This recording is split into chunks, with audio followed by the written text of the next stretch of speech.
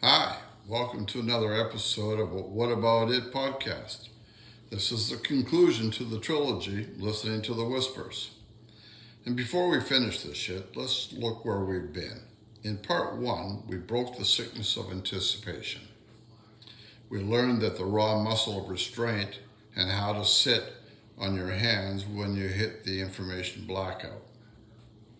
In part two, we locked down the body and we mastered our immediate perimeter, dominating our daily routines and calendars so we never become a helpless prisoner to the phone screen or PC or that friggin' email while the timeline is still stalled. You've pretty much done the mental work and you've locked down the physical execution, but today we hit the absolute fucking ceiling of logic, I'm telling you.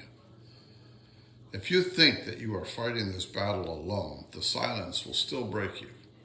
True sovereignty requires one final massive spiritual evolution. It is time to stop treating the universe like an empty room and start tuning into the intentional whispers. Let's get into it. If you have followed us thus far, you have already forced your mind to sit still in the dark. You have already locked down your daily physical parameter. You have done everything that a human being could possibly do to survive the blackout. But today, we hit that fucking ceiling of logic. Because even when your head is clear and your routine is flawless, the silence will still try to crush you if you think you are fighting this battle alone. True sovereignty isn't just about gritty endurance or running a tight ship while you wait. It requires a final massive internal shift. You have to stop treating the universe like an empty room and start recognizing that the silence itself is an intentional structure. Which brings us to concept one. The pipeline of certainty.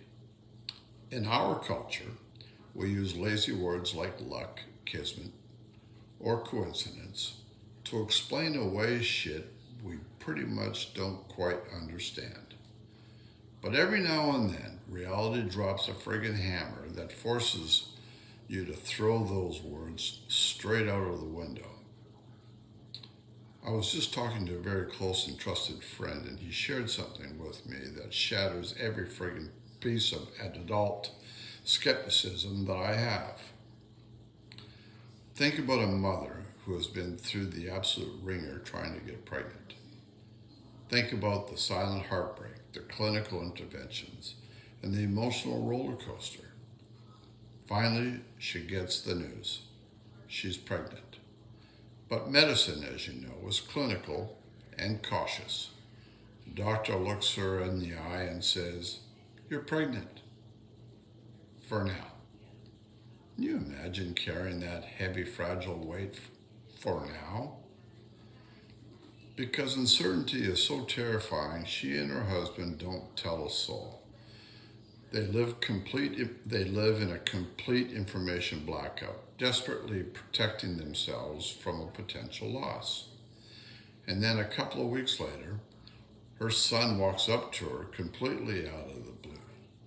He looks right at her mommy and says, "Mommy, I'm going to have a brother." She's absolutely stunned. He's only 2 years old, I believe, at the time. She asks him, "How could you possibly know that?" And it just so happened this little boy looks her dead in the eye and says, "My uncle told me." Now you have to understand the gravity here. This uncle passed away years ago from cancer. The little boy only met him maybe once or twice when he was a baby, less than 2 years old. He has zero logical living memory of this man. But here he is delivering a specific, undeniable verdict directly from him. Lucky, the pregnancy holds. Finally, the day arrives where the mother feels safe enough to announce the news to the whole family at a gathering. She stands up and tells everyone she's expecting. And again, right then and there in front of the entire room, her little boy looks up and says, "Mommy, I already told you that before." Which brings us to the unbelievable concept 2, the cost of being deaf. But the intentional whisper doesn't just show up as a supernatural confirmation to comfort you. Sometimes it hits you right in the physical world as a blunt, practical warning to protect you. And if your ego is too fucking loud to hear it, reality will collect the tax. Case in point was when I was headed to Edmonton recently for a wedding. My initial flight was going through Tampa, and one of the TSAs guarding the exit says, "You know, it's not a good idea to keep your permanent residency card and your driver's license inside your passport, just in case they fall out." And like a dumbass, I dismissed her comment and went on my way. And having said that, come to find out, sure as shit, when I got to the gate in Atlanta, I had to show my passport because it was connecting flight to Calgary, where customs has to be cleared. It could have fallen out then when I presented it, or walking down the ramp. Or it could very well happen when I arrived in Calgary and had to go through customs and go to the kiosk to scan my passport to get my receipt. So I did so, headed out, boarded the plane, and arrived in Edmonton. And when I got to my sister's place, come to find out that I had lost my fucking ID and my residency card that was stuck in the passport, I thought, which will cost me a friggin' $417 to get replaced. More important, if I don't have it when on the way home, I could be stuck back in Canada. Yeah, I did take full copies, both sides, both of my driver's license and the permanent residency card, thank God, including the passport, which I had at the time to allow me to get back home.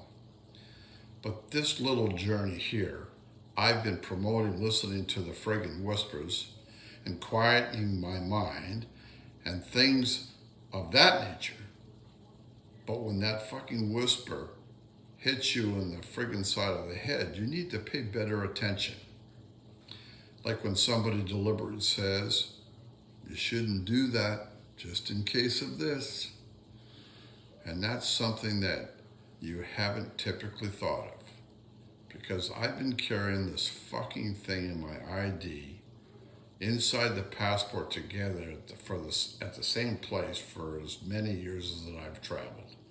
But in this friggin' instance, there was a voice from a real person saying it's not a good idea to do that.